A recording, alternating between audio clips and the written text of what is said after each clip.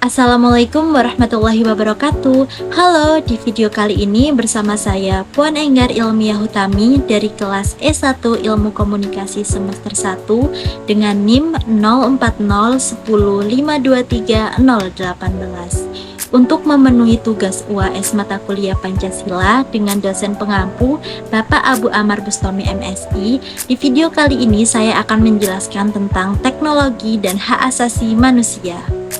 Baik, kita langsung saja masuk ke soal yang pertama, yaitu jelaskan dampak teknologi informasi dan komunikasi atau TIK terhadap hak asasi manusia atau HAM, dan juga jelaskan bagaimana nilai-nilai Pancasila dapat membantu mengelola dampak tersebut. Jadi untuk dampak teknologi informasi dan komunikasi atau TIK terhadap hak asasi manusia atau HAM memiliki dua sisi, yaitu sisi positif dan juga sisi negatif. Tapi sebelum kita membahas lebih lanjut, di sini saya akan menjelaskan terlebih dahulu apa itu teknologi informasi dan komunikasi atau TIK dan juga apa itu hak asasi manusia atau HAM. Teknologi informasi dan komunikasi atau TIK adalah teknologi yang mencakup seluruh peralatan teknis untuk memproses dan menyampaikan informasi. TIK mencakup dua aspek, yaitu yang pertama teknologi informasi dan yang kedua teknologi komunikasi. Untuk perbedaan dapat kita lihat dalam teks bahwa teknologi informasi meliputi segala hal yang berkaitan dengan proses, penggunaan sebagai alat bantu, manipulasi, dan pengelolaan informasi. Sedangkan teknologi komunikasi adalah segala sesuatu yang berkaitan dengan penggunaan alat bantu untuk memproses dan mentransfer data dari satu perangkat ke lainnya. Menurut Victoria Tinio dalam buku ICT in Education 2009, TIK didefinisikan bertujuan untuk berkomunikasi yang dilengkapi oleh alat bantu pendukungnya untuk mengkreasi, diseminasi, menyimpan informasi maupun memanagenya. Di dalamnya termasuk komputer, internet, penyiaran radio, televisi maupun telepon. Hak asasi manusia atau HAM adalah hak-hak dasar setiap individu sebagai manusia, melibatkan hak sipil, politik, ekonomi, sosial, dan budaya untuk melindungi martabat dan kebebasan manusia. HAM juga telah diatur dalam Undang-Undang Nomor 39 Tahun 1999 yang menjelaskan bahwa hak asasi manusia merupakan seperangkat hak yang telah melekat pada setiap individu sebagai makhluk Tuhan yang Maha Esa dan wajib dijunjung tinggi, dihormati, dan dilindungi oleh negara, hukum, pemerintah, dan setiap orang. Baik, selanjutnya kita akan melanjutkan materi yaitu dampak TIK. Yang pertama adalah dampak TIK secara positif. TIK memungkinkan akses lebih luas terhadap informasi dan komunikasi, kebebasan berekspresi, dan memperkuat partisipasi politik. Namun, di sisi negatif, TIK juga dapat menimbulkan masalah seperti pelanggaran privasi, penyebaran informasi palsu atau hoaks, kesenjangan digital, ancaman keamanan data, dan potensi penyalahgunaan kekuasaan oleh pihak yang memiliki kontrol atas teknologi tersebut. Dalam hal kebebasan berpendapat, TIK memungkinkan ekspresi opini yang lebih bebas, tetapi juga dapat memberikan platform bagi disinformasi dan hate speech. Privasi pribadi dapat terancam oleh pemantauan online dan pengumpulan data besar-besaran. Selain itu, kesenjangan akses terhadap teknologi dapat memperkuat ketidaksetaraan, membatasi akses ke pendidikan dan peluang ekonomi. Oleh karena itu, penting untuk mengelola teknologi dengan bijak untuk memastikan bahwa inovasi ini mendukung, bukan merugikan hak asasi manusia. Baik, selanjutnya adalah bagaimana nilai-nilai Pancasila dapat membantu mengelola dampak tersebut. Jadi Pancasila sebagai dasar negara Indonesia tentu saja memiliki nilai-nilai yang dapat membantu mengelola dampak dari teknologi informasi dan komunikasi atau TIK terhadap hak asasi manusia atau HAM.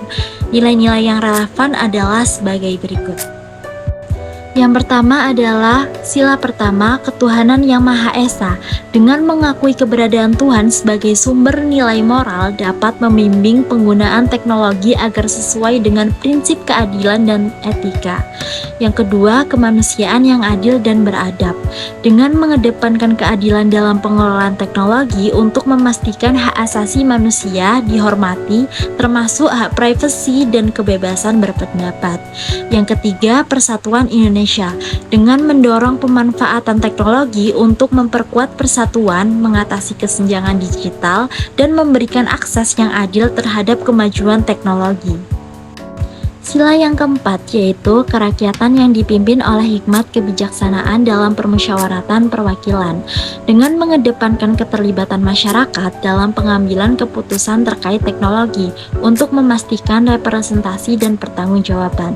Selanjutnya sila yang kelima yaitu keadilan sosial bagi seluruh rakyat Indonesia. Dengan menjamin bahwa manfaat teknologi dapat dinikmati secara merata oleh seluruh masyarakat, mengurangi kesenjangan dan mendukung hak asasi manusia. Negara dapat memastikan akses yang adil terhadap teknologi bagi seluruh lapisan masyarakat, sehingga tidak terjadi kesenjangan digital yang merugikan bagi sebagian masyarakat. Dengan memadu kebijakan dan tindakan dengan nilai-nilai Pancasila, Indonesia diharapkan dapat menciptakan lingkungan yang mendukung pengembangan teknologi yang berkelanjutan dan menghormati juga melindungi hak asasi manusia dalam penggunaan TIK. Baik, kita lanjut ke pertanyaan yang kedua, yaitu pilih sebuah isu kontemporer terkait privacy online atau keamanan digital, evaluasi dampaknya terhadap hak asasi manusia, dan diskusikan solusi yang sesuai dengan nilai-nilai Pancasila. Baik, saya memilih salah satu isu kontemporer yang terkait dengan privacy online dan keamanan digital, yaitu digital privacy.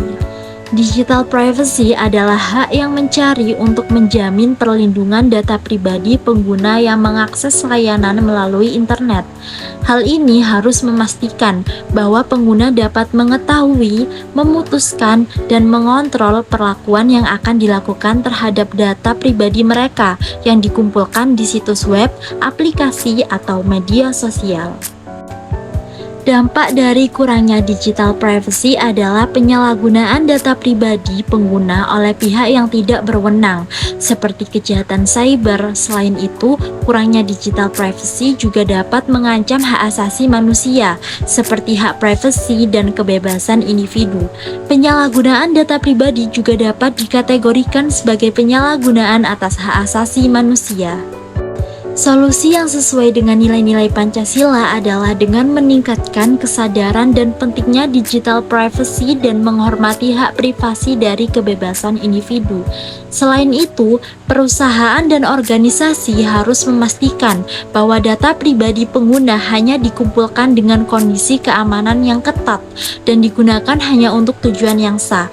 Selain itu, pengguna juga harus memilih alat komunikasi yang aman dan mengontrol siapa yang terhubung ke panggilan video dan obrolan. Nilai-nilai Pancasila yang dapat diaplikasikan dalam perlindungan data pribadi adalah sila yang pertama, yaitu ketuhanan yang Maha Esa. Nilai ini mengajarkan untuk menghormati hak privasi individu sebagai bagian dari penghormatan terhadap kemanusiaan yang dianugerahkan oleh Tuhan. Yang kedua, kemanusiaan yang adil dan beradab. Nilai ini menekankan perlunya melindungi data pribadi individu sebagai bagian dari penghargaan terhadap martabat manusia. Sila yang ketiga, persatuan Indonesia.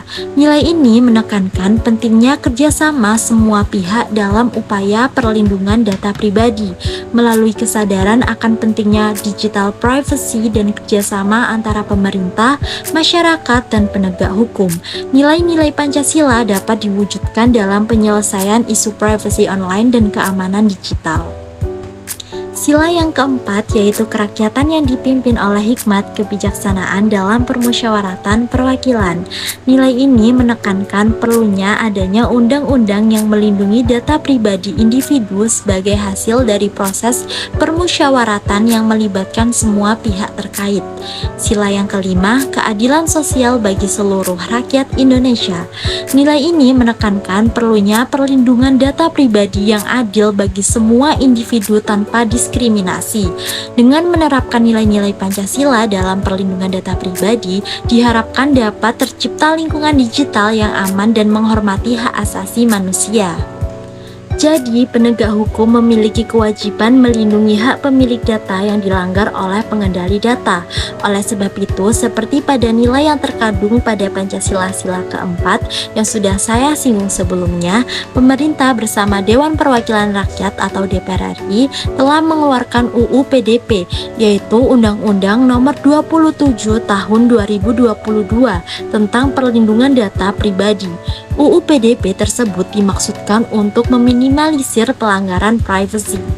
Baik, sekian penjelasan dari saya. Semoga bermanfaat dan mohon maaf jika masih banyak kekurangan dalam penjelasan yang saya jabarkan. Saya akhiri, wassalamualaikum warahmatullahi wabarakatuh. Bye-bye.